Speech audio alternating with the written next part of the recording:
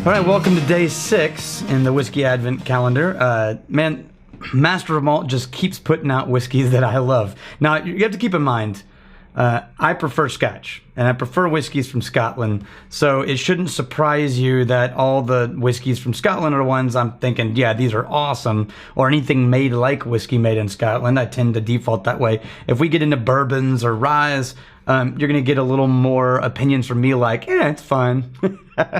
But, you know, preference is everything. Now, the cool thing about this one is it gives me the chance to explain this sort of... there's got to be a good name for it. Anyway, I came up with a way to explain the 5 categories of Scotch whiskey in my brain that helped me keep it straight. And I sort of started with what Lou Bryson put in his book, Tasting Whiskey. And then I kind of just renamed it a little bit myself. But it's essentially the same thing he put in graphics in that book. And it's a great book. You should get it if you don't have it.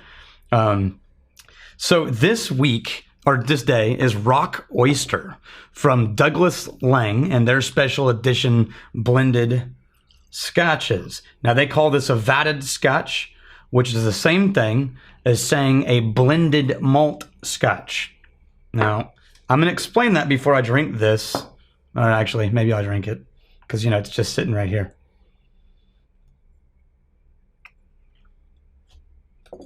Oh, come on. That's good stuff. Okay, I'm going to give you a visual aid.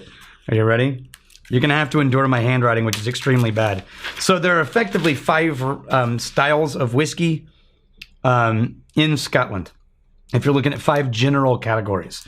And the way that it gets confusing: blended malt whiskey, single malt, blended Scotch, grain whiskey, blended grain, right? So I simplify it as mom, dad, and the 3 kids. So you've got dad, who is single malt, and mom, who is single grain, right? So dad and mom. Now, one thing that'll clarify things for you is in this word, single, followed by either malt or grain, single is not a descriptor of malt and grain, and that's where people get most confused. So single malt does not mean one malt. This section has to do with location, and this section has to do with grain. So single has to do with the distillery it's coming from, and this one has to do with the grain they use. Right? So if you change the first one, you change how many locations it's from. And if you change the second one, you change the kind of grain makeup of the whiskey. So if you have a whiskey that is single, means one distillery. That's all it means. If you have a single malt whiskey, that means a whiskey made at one distillery, made from barley. If you have a single grain, that does not mean one grain. What that means is one distillery made from a mixture of grain whiskeys and not just barley, right? Now, the other 3 are products of mom and dad.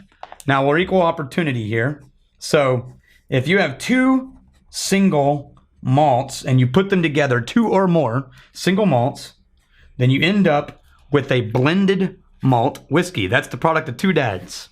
Now, the product of 2 moms is a blended grain whiskey. Makes sense? All we're changing is not the grain makeup, but the number of locations and distilleries. If you have a combination of mom and dad, then you have blended Scotch. That means we're buying some malts and some grains, and we're multiple distilleries, right? Now, blended Scotch tends to be the category that people think of as cheap Scotch. It can be, but it doesn't have to be. If you're choosing your ingredients according to flavor, you can create some really wonderful, amazing whiskeys in the blended Scotch category. That would include a lot of things that Compass Box is making, and man, they make great things.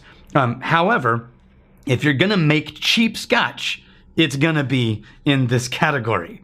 So I guess I would simplify it by saying, if you have cheap Scotch, it's probably blended Scotch, but not all blended Scotch is cheap.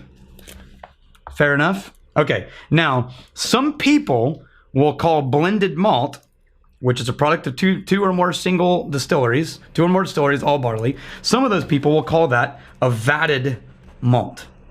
And Douglas Laing is calling this one a vatted malt.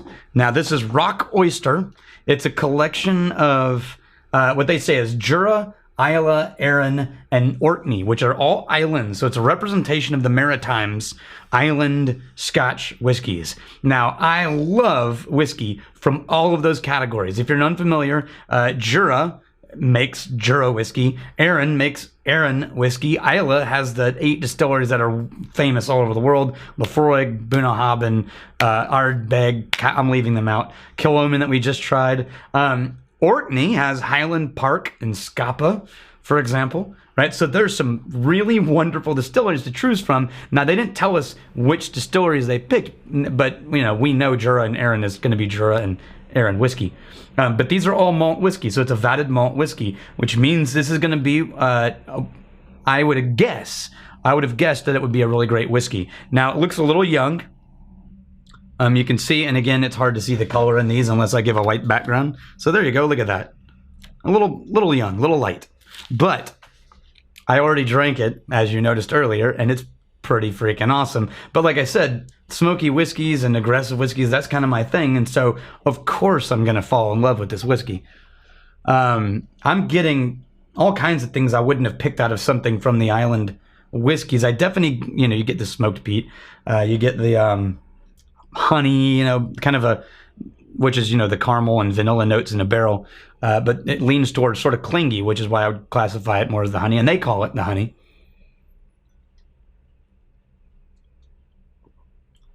Oh, man. That is a great whiskey. It's not aggressively smoky, but it's rich. I would put it in the same category as an older Arran, maybe an Arran 14. I would put it in the Highland Park family like that. Yeah, you're not going to go wrong with this one. So there you go. 7 minutes is long enough for a whiskey video. Drink some of this one, and thanks, Master of Malt, as always. And Douglas Laing, always great work. And I will see you guys tomorrow.